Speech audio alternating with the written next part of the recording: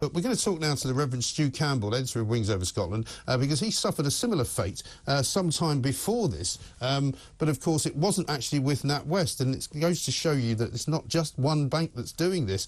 Stu, a very good afternoon to you. Welcome to the show. Hi, Mike. How you doing? Yeah, very well indeed. Thanks very much for coming on. I feel as if I know you because I've been sort of following your Twitter account for some years, and I suppose it might be fair to say you've had a few controversies over the years with various people. You're quite outspoken about several things, including the SNP, which we might get onto actually. But tell us your story and what happened to you. Yeah, so I was just out having a walk about a month ago. I popped into Sainsbury's to buy some milk. Got my card declined, phoned up the bank. Bank said, "Oh, we don't know what this is about. Can you check your app?"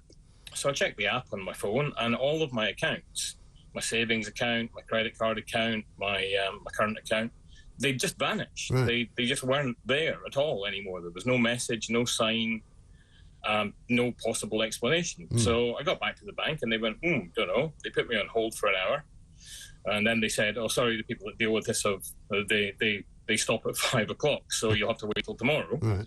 So I had an evening of kind of panicking that somebody had hacked my bank accounts and stolen them all. And then the bank just got back to me and said, "Oh no, we've decided to close your account, and we're not going to tell you why." And you see, that's the bit that I think people find the most incredible, that all right, if you want to take a decision about, your personal customers and you want to give them a short shrift and you want to say, we don't want you anymore, surely they must be duty bound to tell you why. Well, you would hope so, but they were very adamant. They were quite blunt about it. They said, "There's just no way we're going to give you any explanation for this. There's nothing you can do about it. There's no way you can challenge it. It's just happening. Tough." Right. And was this HSBC? Yeah, First Direct, which is an HSBC operator. So, I mean, because the other question that people ask me, and I was watching Nigel Farage the other night, and he was saying that if he doesn't get an answer or a suitable answer out of Coutts, he's going to turn up at Coutts with an armoured truck, and he's going to, obviously he's got a lot more money than we have, he's going to get an armoured truck, he's going to fill it up with the cash and drive off with it. Because the first question would always be, well, what happens to your money, and what did happen to your money? Yeah, well, I mean, the bank, they held it and they said, well, there's no way we can release this until you've got a new bank account with someone else. So luckily I managed to do that. I sorted out an account with another high street bank, and about a week later I managed to get it transferred. But for a week, I basically couldn't buy anything. I had no cash cards. Yeah, and for most of us, I mean, that's the one thing that you've got your money in. Most of us don't walk around with wads of cash anymore, and if you can't get cash suddenly, you didn't know you needed it, you don't have it. It's as simple as that, right? Yeah. I mean, it's remarkable. I went the same day I managed to lock myself out of my flat, and I walked into town to get my estate, the letting agent onto it. Yeah. And he said, "Oh yeah, I'll come back in with the spare key, but I'll be about 45 minutes." Right. So I said, "That's all right. There's a pub across the road. I'll wait in there." And I popped to the pub across the road, and it was a pub that didn't take cash.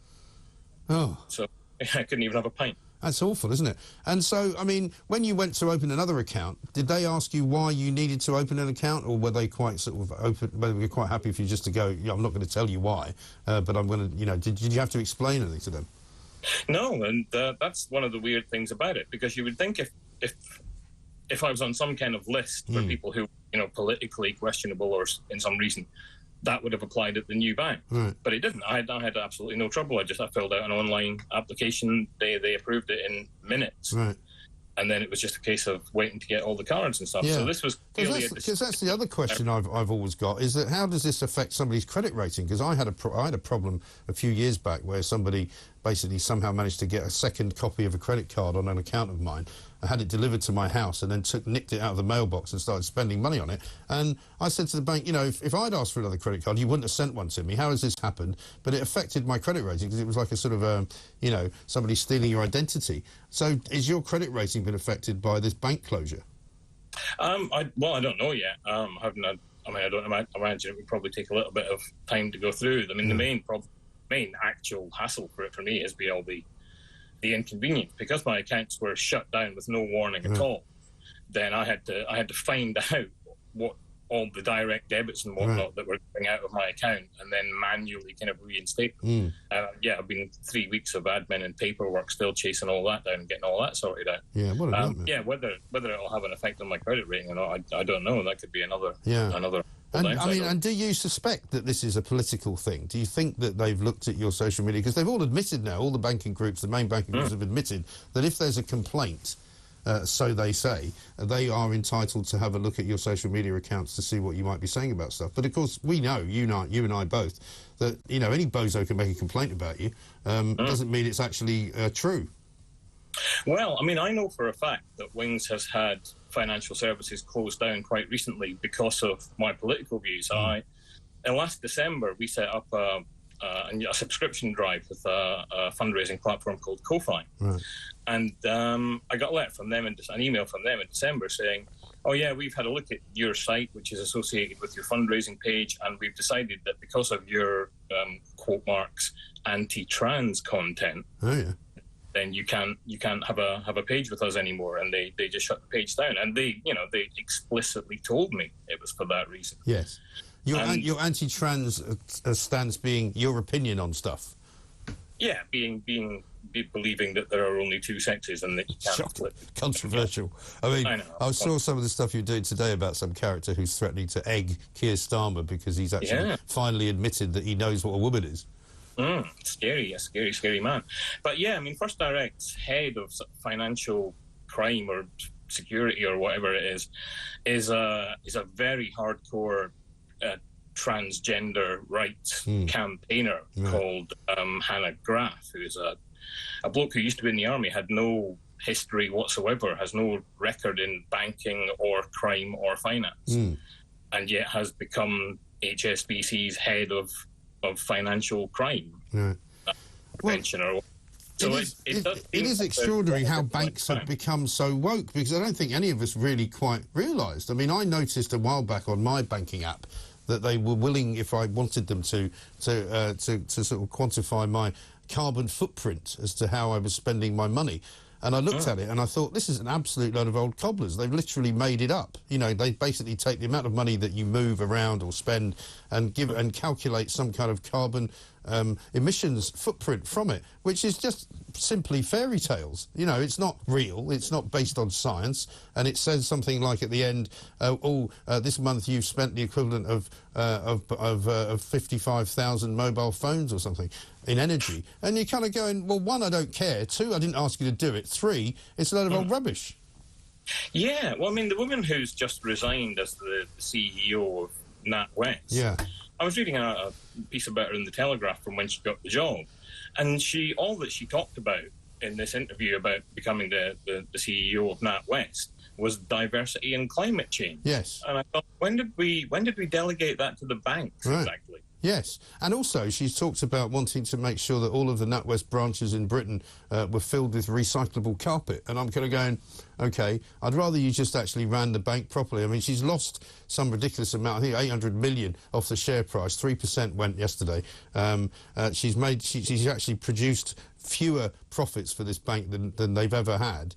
And as you say, you know, she's also, more importantly, sitting on, or was until yesterday, sitting on one of the Net Zero Department's climate change committees in government.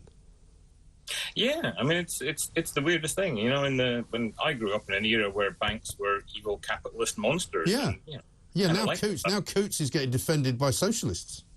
Yeah, it's a rather bizarre world in which we find ourselves. So have you tried to get any kind of answers out of anybody more senior at the bank than you spoke to?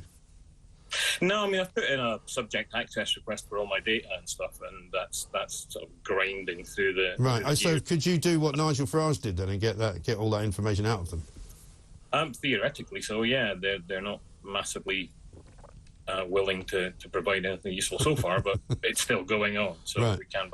Yes, it's a bit like the Freedom of Information Act, isn't it? They want you to apply for things, but then they just keep telling you they can't find it or it's too expensive or something like that. Well, it's at least it's got a happy ending, your story, it would seem, as your business is continuing and all's well that ends well, perhaps. I can't let you go without asking you about the current state of the Scottish Government.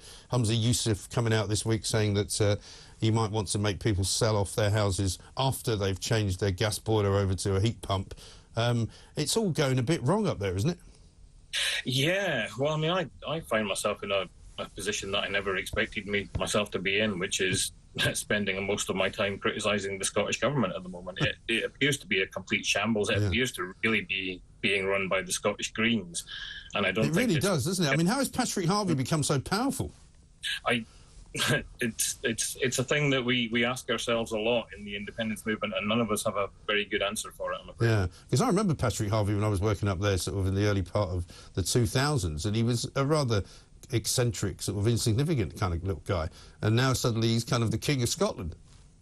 Yeah, I mean, we have no real idea what the SNP are getting out of this deal. There doesn't seem to be any benefit to it at all.